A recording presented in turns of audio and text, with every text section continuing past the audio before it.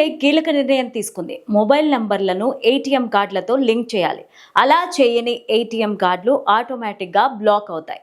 Digital మోసాలను అరికట్టేందుకు RBI ఈ నిర్ణయం తీసుకుంది. 2025 ఫిబ్రవరి 5 లోపుగా ఏటీఎం కార్డును మొబైల్ నంబర్కు లింక్ చేయాలని ఆర్బీఐ సూచించింది. ఏటీఎం కార్డులకు మొబైల్ నంబర్ లింక్ చేస్తే ప్రతి లావాదేవీల వివరాలు ఆ ఖాతాదారులకు చేరుతాయి. ఖాతాదారుడికి తెలియకుండా జరిగిన లావాదేవీలపైన వెంటనే అలర్ట్ చేయొచ్చు. అంతేకాకుండా అనుమానాస్పద లావాదేవీలు జరిగితే దానికి సంబంధించిన సమాచారం కూడా SMS రూపంలో ఖాతాదారునికి చేరుతుంది.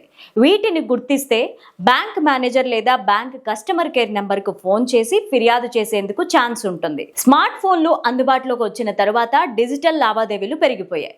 దీన్ని ఆసరాగా చేసుకొని సైబర్ నేరగాళ్లు మోసాలకు పాల్పడుతున్నారు.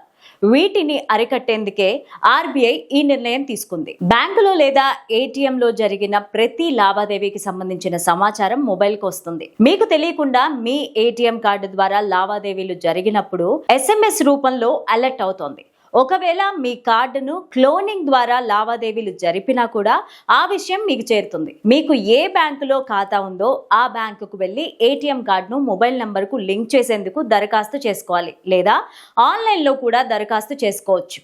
ఏటీఎం కార్డుకు మొబైల్ నంబర్కు లింక్ చేయకపోతే ఏటీఎంలు ఆటోమేటిక్గా డియాక్టివ్ అవుతాయి.